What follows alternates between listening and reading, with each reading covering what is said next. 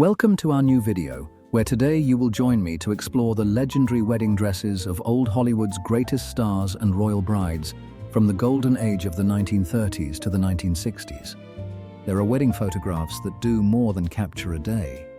They hold a whole world inside them, a face the public already loved, a dress the world would never forget, and a quiet moment before everything became history.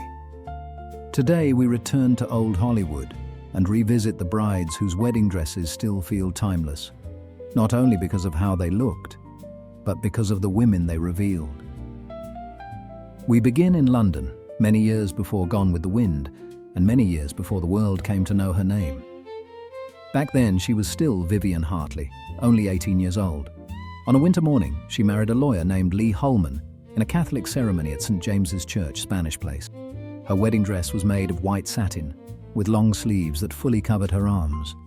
The fabric had a soft sheen, falling in the graceful, fluid lines so characteristic of the early 1930s. It was the quiet elegance of the late Art Deco period, where the cut itself was everything.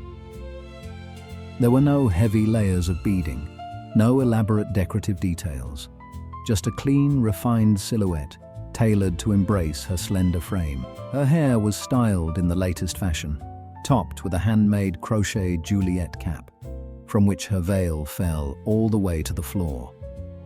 In her hands, she carried a bouquet of roses arranged with baby's breath and fern leaves.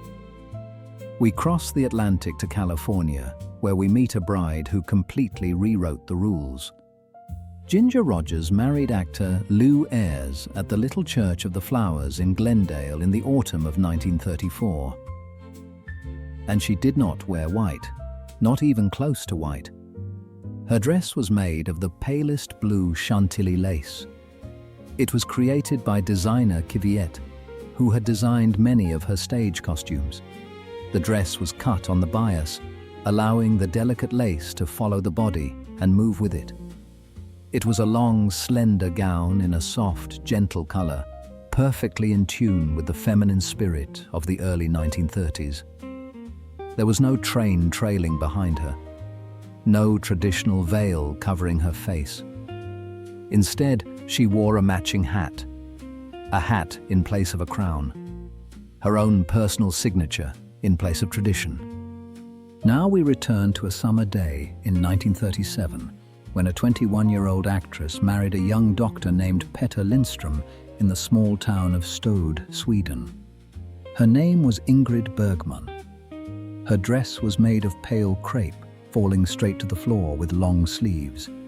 Here, the fabric tells the entire story. Crepe has no shine. Its surface is soft, matte, gently draped, and it refuses every kind of drama. If satin introduces itself with brilliance, then crepe only whispers. The dress was almost entirely undecorated. No beading, no embroidery, no train. Just a clean, unembellished line that carried the simple spirit of Scandinavian restraint. 3 years later, on the other side of the ocean, a very different bride was in a great hurry. Lucille married Cuban bandleader Desi Arnaz on November 30th, 1940, in Greenwich, Connecticut. There was no time for a traditional wedding gown, and in truth, she did not need one. Lucille wore a white dress with an off-the-shoulder neckline, where tiers of lace fell over the bodice. Feminine, graceful, but still completely modest by the standards of the early 1940s. The layered lace embraced her shoulders and softened the entire shape of the dress. It was the kind of dress a woman might already have owned and already loved for a long time. That is what makes it feel honest in a way that few wedding dresses ever do.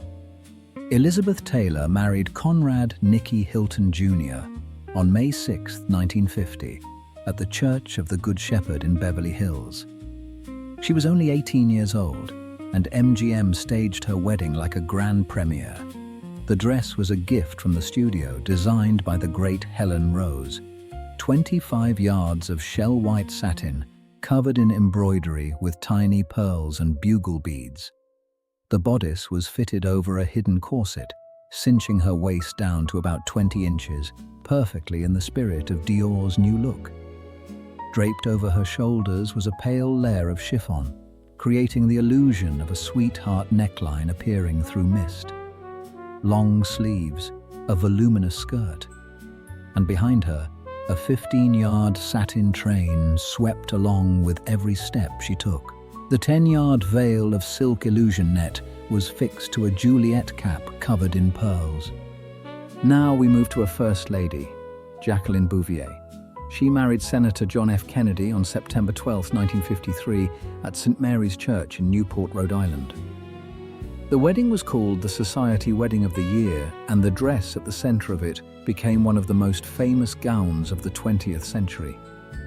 50 yards of ivory silk taffeta, a soft portrait neckline curving gently to reveal the collarbones, a fitted bodice worked with interwoven bands of ruching.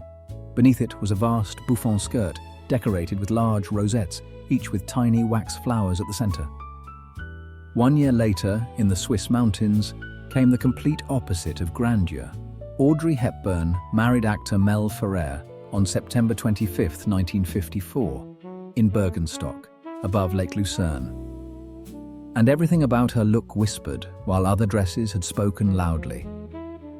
The dress was designed by Pierre Balmain, and it broke every wedding rule of the decade.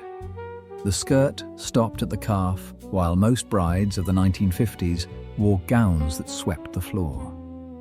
The fabric was light as air, often described as organdy or fine sheer silk.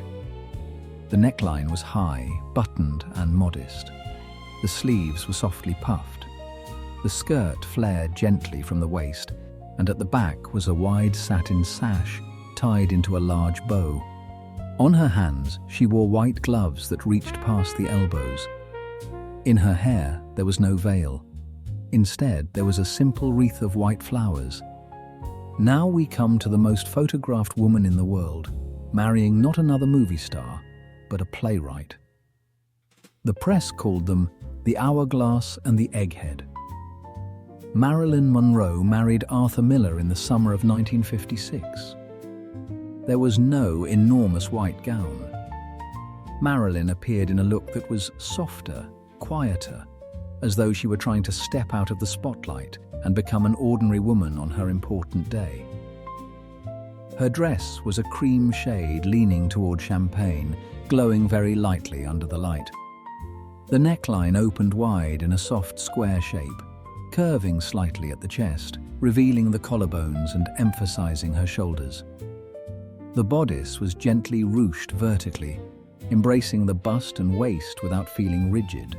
And also in 1956, Hollywood witnessed a farewell as beautiful as a fairy tale. Grace Kelly, one of the most elegant stars of the silver screen, married Prince Rainier III of Monaco at St. Nicholas Cathedral. From that moment on, she was no longer only an actress. She entered history as a princess, and the wedding dress she wore that day became one of the most famous bridal images of the 20th century. The dress was designed by Helen Rose of MGM, with a modest, royal and perfectly finished beauty in every seam. The upper bodice was made of sheer lace, fitted closely to the body, rising into an elegant high neckline and continuing down her arms in long lace sleeves. Beneath it was an ivory silk skirt, full but not heavy, falling into a soft bell shape. The waist was drawn in with a plain sash, highlighting the slimness and perfect proportion of the silhouette.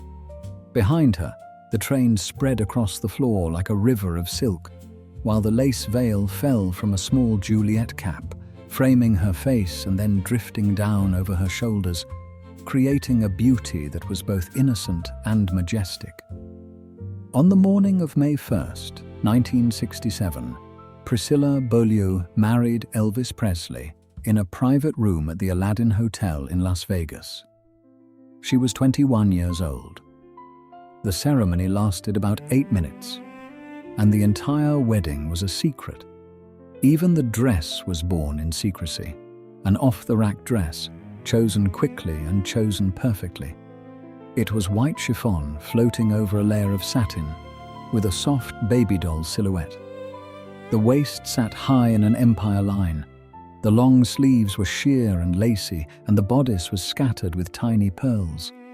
A 3-foot tulle veil attached to a small rhinestone tiara, a towering black beehive rising above it.